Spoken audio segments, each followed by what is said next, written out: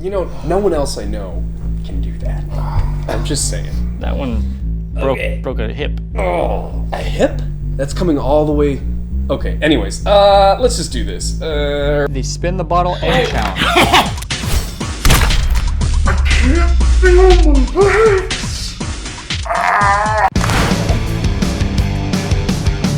legs. Welcome to Awesome Movie Twaddling. To twaddle, to talk foolishly, create foolish, trivial, or idle talk or chatter.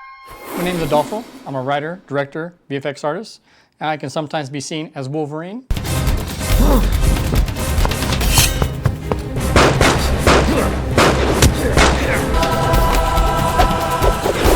Or just making some type of weird experimental short film.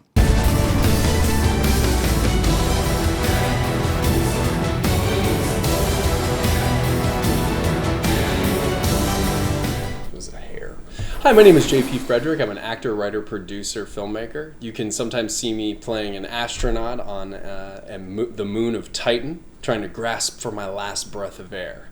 And cigarettes in Arkansas don't cost $6. My name is Adam. I watch the Kids' Choice Awards every year, and I don't mind holding a camera in a really cold pool. And at the end of every episode, we bust out the MTB, the movie Twaddle box. Hey, I just so happen to have a chance cube here. Okay, so what the mystery twaddle box is, this is what we're going to do. We're going to roll this dice. Whoever wins the roll has to open up whatever inside the mystery twaddle box. What's in the mystery twaddle box, gentlemen? It's anything in this world that could possibly be. And whoever picks this box, whoever wins, has to do whatever's inside that box. Today's twaddling session is going to involve a movie called The Hunt. This was a movie, that's for sure. Own it, and you have it digitally? Oh yeah. Okay. Well, it probably came digital with the DVD. Yeah, of course. Or the I Blu-ray. get all three. Yeah. That's how it goes, man. You gotta buy a But the movie in code 2020. works on Vudu? Is that how you get it there? Yep. Okay. I got it on Vudu, I got it on Apple TV, and I got it on these Yeah, it goes across all platforms. and movies anywhere. Yep. I've Movies never- anywhere. Ready. If you get any movies, give me the digital codes. Okay. Ready? What did you think?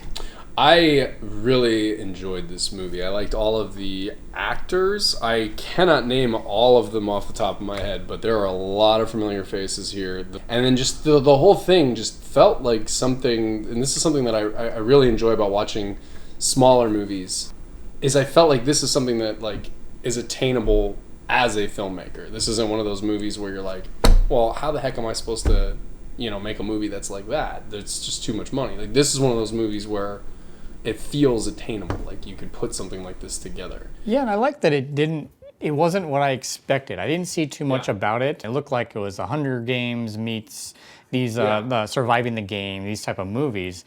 I like how it turned out what it turned out to be, and you didn't think that's what it was gonna go. Let's get some more. Okay. And the misdirection is why I loved how it opened with the misdirection of the characters. You had one character be here, and you thought that's who we were going to go with. Boom, nope. And then another character, boom, nope, boom, nope. They did it a couple To the movie's credit, there are a lot of shocking deaths that just come out of nowhere. And so, like you already talked about, you think you're following someone, and then it's like, oh, this isn't your guy. So about, I think, 3 times you think you have, this is our protagonist, and then nope, that's not our protagonist. In the pit, that gets like thrown in the pit, and she's like, my birthday's tomorrow, I'm going to eat so much cake. And it's like, I don't know about that. So that guy... The spike is like right through her stomach. So the guy that helps her out, he totally has the look of a leading man. Yeah. The guy that steps on the mine. And then he looks at the camera and is like, dang it, boom. And then her body flies back into the thing after he pulls her out. That's why in my opinion, you really cannot take this movie seriously. I mean, obviously all these different things are happening. Then they're throwing the messages at you as they go. But it's all tongue-in-cheek and all silly and all saying, this is our movie. We're making fun of everything. So the premise is these people are taken and they're put into like this forest or whatever, and then they are being hunted by these other people, right? Yep. These elite people on a certain side of the political spectrum. Liberals. But yeah, but I kind of thought them they would be kind of like woke liberals, like they're versions of liberals you might see on the very far left. It's like and that they're like the extremists, like the ones you'd see in Portland. Yeah, like so they're extremists. They're upset with what they call the deplorables, who are the other side, and they're so upset with them because of the way they are portrayed online that they pick them out based on things that they've posted, and then they hunt them, and that's something that is the narrative of the film that you kind of see at the last third of the movie. They really talk about it.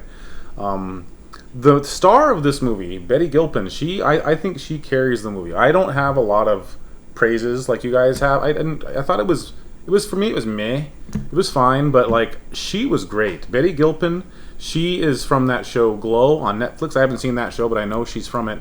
And this girl, she has a lot of really funny expressions she has right before something's about to happen. She's like, and she kind of like, I'm doing this, and then we watch her, and I literally 2 minutes before she said what she was, I'm like, you know what? I'll bet she's like a veteran. I'll bet she like was in the army.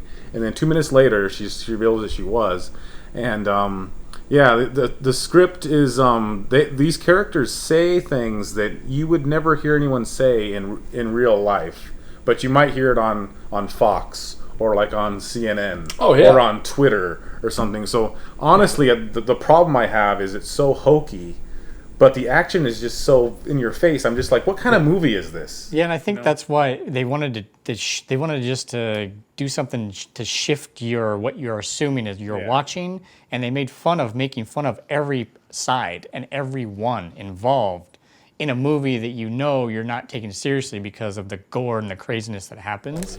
The scene where they're in the car with who they think is from the embassy, and he starts to like kind of probe, like to push him, like, why do you think it's you that they chose? And you see it in her face. She's like, and she grabs onto the OS handle, and she's like, kick out the door because he messed up, and she found out he was a part of the bad guys, whatever. But moves like that, stuff that she does. There's another part where she's like, I'm a little, and I have to take my anger and focus it. And she's not saying anything. She's making noises because she's not all there, and that's what's motivating her to continue to take people out. When I think at one point she can get out of the situation. But she's like, I'm going to finish this. Yeah. When I say that, like, the dialogue was hokey, I'm saying she was not. Because she's not a part of that either side, really. She's, like we said, she shouldn't be there. So she's not spewing out these things that none of us agree with. Like, when someone gets killed and then the person's like, climate change is real, like who acts like that? But I get what they're trying to do, because they're so angry that they had their points online that they're like, I'm going to kill you and make sure you're wrong before I kill you. So I think the dialogue was intentionally written that way, because I feel like the entire film, or the premise that gets unraveled through the movie, I don't want to say too much, because I feel like once you figure this movie out, like, it throws another curveball at you and unravels another layer. Which that's what I find enjoyable about it. But I think that the dialogue was written that way between the antagonists, or these weird, liberal extremists. I think it was written that way because a commentary for how social media is in today's, with today. So it's like you have all these people that are extreme right and extreme left, and no one wants to admit that they're wrong at the end of the day. And without going into too many details of what happens with this movie, at the very end, the main antagonist of this movie literally refuses to admit she was wrong with something. Whoops. Even though the person there is telling her, no, let's prove it to you, I can. Yeah. And I feel like that is a commentary on how people get into these arguments on social media and have no real source to back up their claim. And even when they do have a source to back up their claim, it can be disproven by another source who might not back up that claim. So it's like me entering an argument with my mind already made up and not wanting to change. And that's exactly what happens on social media. You enter into and then there's always that link that supports your claim, right? You can always find something that supports your claim. And that's where... Well, that's what's so funny about how the movie and the plots breaks down is there was a rumor that they did something like Survive the Game, that they were doing the Hunger Games, right? It was just something they made up. Someone made up, the Manor Gate. These liberal people who are extremely well off, extremely wealthy, are hunting people. And for the better part of a year, all of these people were spreading these rumors about them on Reddit, podcasts, Instagram. They mentioned a whole bunch of social media platforms. And so by the end of the movie, you find out that they didn't actually do that. They weren't hunting and out people, of spite, but they did it. Since they all lost their jobs and their positions of power, then they decided, well, if that's why we lost our jobs, we might as well go hunt people. We're still filthy, stinking rich. So that's what they did. Then they start to go hunt people. And that was the argument they had. I thought is hilarious. Yeah. But obviously Adam has a different point of view. He's like, this is so ridiculous, right? It's because it's a perfect Blumhouse I'm film. one of those, maybe, I think we all are one of these people where we don't fit in either side. We're all in the middle. I think we are, as a country. We see on the news, like, these people that are acting a way that I would never act like that. See, and that's the thing, though, is there are people that are like that. They're making fun of everything. They're making fun of not just that that idea, but they're making fun of hunting movies. They're making fun of everything all the way around. These people are dying 3 different times, you know, and they're... in funny and ridiculous and crazy ways, and that's what I liked about the movie was the misdirection, the making fun of itself, not taking itself too seriously, but the message is there. We know it's there, and then they just went and said, "Let's go get Hilary Swank for the ending," and Hilary Swank comes into this thing, and I think she does very well with what her mission was in this movie, and they have this great showdown at the end of the 2 girls fighting. Very Tarantino-like. It was so fun. I mean, they went behind walls and things to hide some of the cuts from the stunt doubles from the actors. But other than that, they were ambitious and they did it. When they get thrown through the window, the last window they get thrown through, and they're both lying down, they're like, just 1 second, just 1 second. And then they get up, and then she's about to throw her through the glass again, and she's like, no, not more glass. She opens the door. Yeah, she opens the door. I like how that was a great part, and I remember all the other people that were doing the hunting, they're all in the bunker, and they're like getting their like training from a guy that was on Tears of the Sun, the movie with Bruce Willis. Why is the son crying? And he just like, he was like a National Guard. Yeah. And she's like, I served 3 years in Afghanistan or something like that, and he's like, National Guard, and she's like, pfft. But then she does say, thank you for your service. Yep.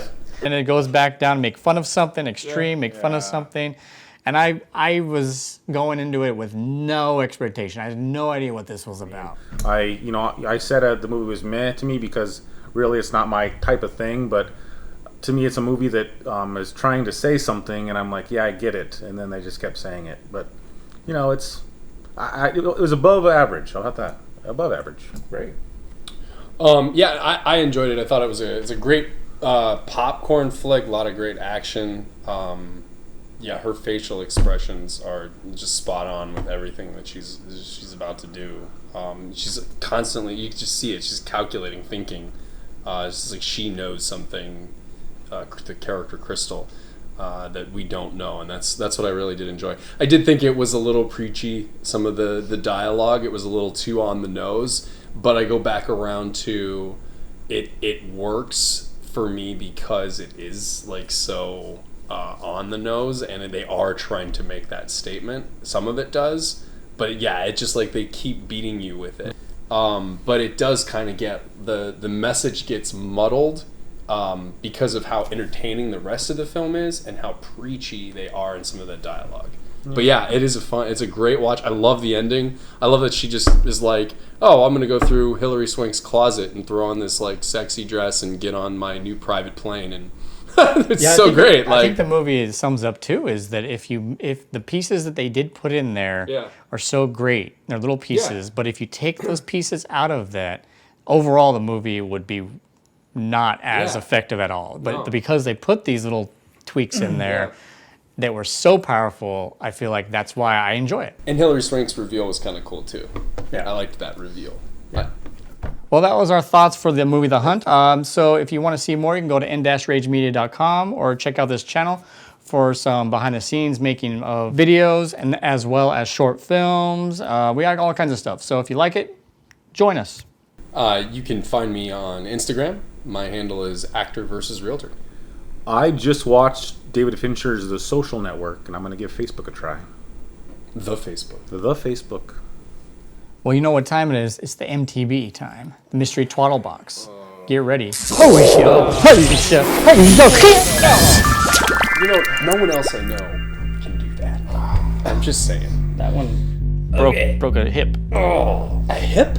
That's coming all the way. Okay, anyways, let's just do this. Right, Adam, I'm gonna let you pick this time. Black, please. Okay, so it's between you and Adolfo, because that was black. Adam, since you're on a hot streak, why don't you pick again? Black, please. Ooh, silver. Buddy, you win. All right.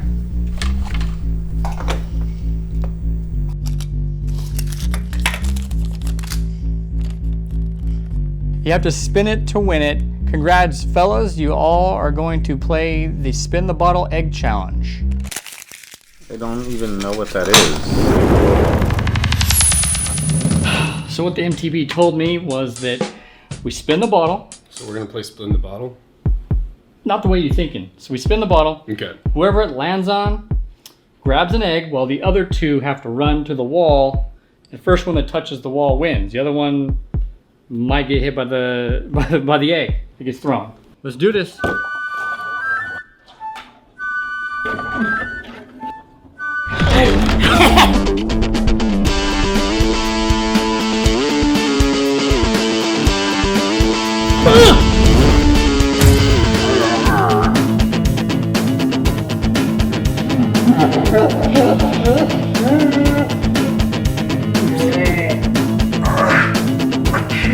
Feel my legs. It's it. I'm seeing the light. Hi there. If you liked the content that you saw here today, you could see more of it here, or you could subscribe here. There's also a little bell that you can ring to get all the notifications. Don't forget to give us a like and comment. Tell us what you thought. Mini. Well, that was a little bit of our tour. That's gotta stay in there. That is the best blooper Put it somewhere ever. else.